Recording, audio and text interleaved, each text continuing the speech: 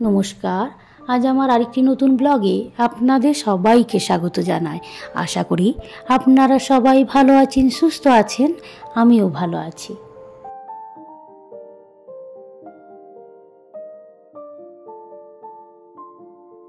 আজকে আমি জানেন প্রথমবার মাটন বিরিয়ানি বানাচ্ছি, তাই এই কপিস মাটন আমার বাড়িতে ছিল, সেগুলোকে ধুয়ে নিয়েছি আর এবার প্রেসার কুকারে এটা সেদ্ধ করে নেব।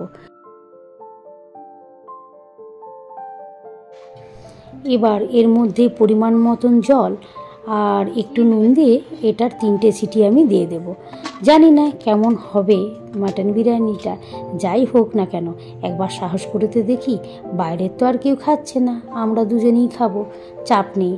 আর মাটন বিরিয়ানিতে আমি একটু ডিমও দেব, যেমন আমাদের ওই সব জায়গাতে দেয়, তো ওটাও একটু নুন দিয়ে সেদ্ধ বসিয়ে দিলাম।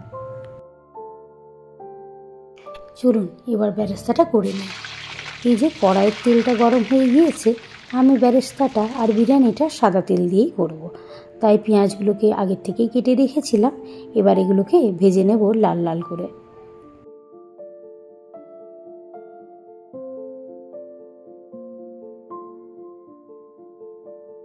পেঁয়াজগুলো দেখুন লাল লাল করে ভাজা হয়ে গিয়েছে, এবার এগুলোকে আমি তুলে নিচ্ছি।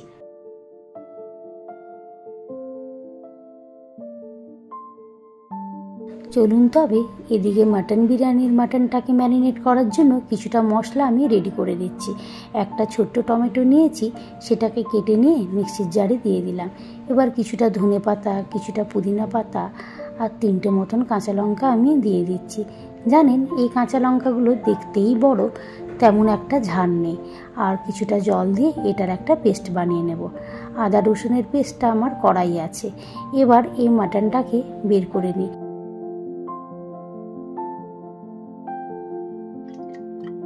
মাটনটাকে ম্যারিনেট করার জন্য আমি প্রথমেই নিয়ে নিচ্ছি এই বেরেস্তা। এই পুরো বেরেস্তাটা আমি দেব না, কিছুটা আমি রেখে দেব উপর থেকে সাজানোর জন্য। এবার এর মধ্যে পরপর মশলাগুলো আমি দিয়ে দিচ্ছি। 1 চামচ হলুদের গুঁড়ো, 1 চামচ ধনের গুঁড়ো, 1 চামচ জিরের গুঁড়ো আর 2 চামচ মতন লাল লঙ্কার গুঁড়ো দিয়ে দিচ্ছি। এবার এর মধ্যে দিয়ে দিচ্ছি সানরাইজের বিরিয়ানি মশলা আর সানরাইজের গরম মশলাও অল্প দিয়ে দিলাম। এবার এর মধ্যে হাফ কাপের থেকে অল্প একটু কম দইকে আমি ফেটিয়ে নিয়ে দিয়ে দিচ্ছি। এবার এর মধ্যে 1 চামচ আদা বাটা, 1 চামচ রসুন বাটা আর একটু আগেই যে পেস্টটা বানিয়েছিলাম ধনে পাতা, পুদিনা পাতা, কাঁচা লঙ্কা, সেটা আমি দিয়ে দিচ্ছি। দিয়ে এটাকে ভালো করে মেখে নেব। এবার এর মধ্যে বেরেস্তাটা যে ভেজেছিলাম গরম তেলটা 2 চামচ মতন দিয়ে এটাকে মেখে নিয়ে এবার ঢাকা দিয়ে রেখে দেব আধ ঘন্টার মতো। এবার এই দিকে বিরিয়ানি রাইসটা রেডি করার জন্য আমি গরম জল বসিয়ে দিয়েছিলাম, তো জলটা ফুটতে আরম্ভ করেছে।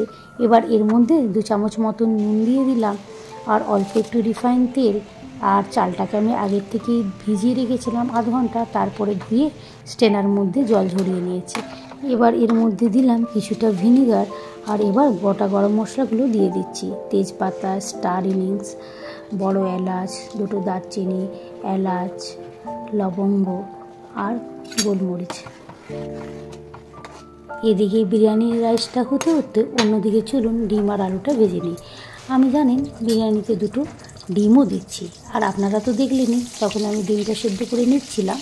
এবার এটাকে নুন, হলুদ, লঙ্কার গুঁড়ো দিয়ে ভেজে নিচ্ছি।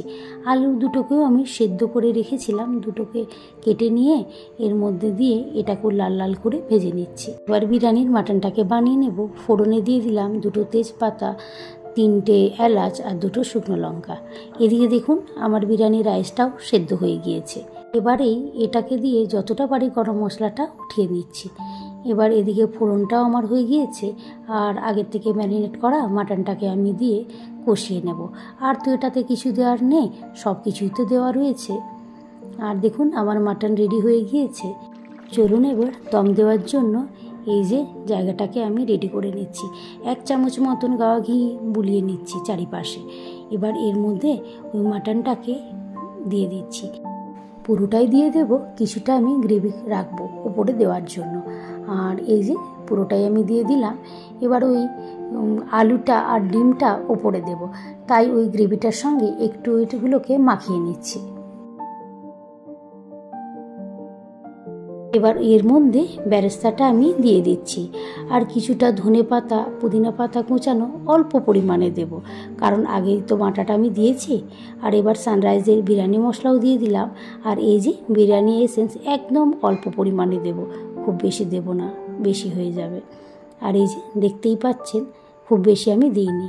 এবার এই রাইসটা যেটা ছিল সেটা আমি পুরোটাই দিয়ে দিব, আর লেয়ার করব না, কারণ খুব বেশি রাইস তো নেই। এই যে এর মধ্যে দিয়ে এবার ওপরে ডিম আর আলুটাকে আমি সাজিয়ে দিচ্ছি। ওইগুলো তো আমি নিচে দিইনি, আর ওই যে অল্প পরিমাণের যে গ্রেভিটা ছিল সেটাও এর ওপরে দিয়ে দিলাম। এবার এর মধ্যেও ওই ধনে পাতা পুদিনা পাতা কুচানো আর অল্প একটু বেরেস্তা আমি দিয়ে দিচ্ছি। দুটো কাঁচা লঙ্কাও আমি এর মধ্যে দিয়ে দিচ্ছি, যদি ঝাল না হয় এটাকে মেখে খেতে পারবে। এবার অল্প পরিমাণে বিরিয়ানি মশলা আমি দিয়ে দিচ্ছি, ওপর থেকে 1 চামচ ঘিও আমি দিয়ে দিলাম, আর ওই বিরিয়ানি এসেন্সটা অল্প একদম পরিমাণে দিলাম। এই যে দেখুন দেখতে কেমন হয়েছে অবশ্যই বলবেন। এবার এটাকে দমে আমি দিয়ে দেবো আধ ঘন্টার জন্য। ওপর থেকে আমার একটা ছোট্ট হামালদিস্তা ছিল আয়রনের, সেটাই উপরে চাপিয়ে দিলাম। এদিকে চলুন রায়তাটা বানিয়ে নিই। তো এই যে দই আমি নিয়ে নিয়েছি, অল্প পরিমাণে একটু চিনি, 1/2 চামচেরও কম গোলমরিচের গুঁড়ো, আর এই বিট নুন আমি দিয়ে দিচ্ছি, দিয়ে এটাকে ফেটিয়ে দেব। এর মধ্যে আমি পেঁয়াজ আর শসা দিই না, আলাদা করে শসাটা আমি কেটে নেব। একটু ধনে পাতা কুচানো বেঁচেছিল, সেটাও আমি এর মধ্যে দিয়ে দিয়েছি। একটু কাঁচা লঙ্কাকেও কুচিয়ে আমি দিয়ে দিচ্ছি। এদিকে আমার বিরিয়ানি রেডি হয়ে গিয়েছে, তাই একবার খুলে দেখি কেমন হয়েছে।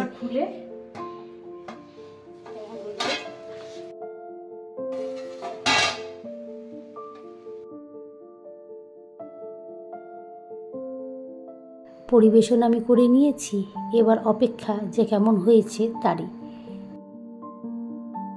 খেয়ে একবার বলো তো কেমন হয়েছে। ফার্স্ট টাইম মাটন বিরিয়ানি বানিয়েছি, ভয়ে ভয়ে আছি আমি।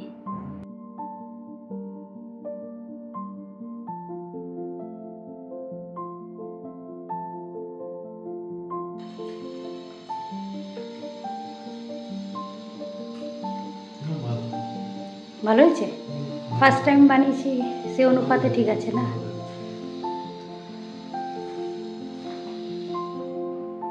পরে জানেন আমিও খেয়ে দেখলাম যে না ভালোই হয়েছে, খুব যে আহামরি হয়েছে তা নয়, প্রথমবার যে বানিয়েছি সে অনুপাতে ভালো হয়েছে।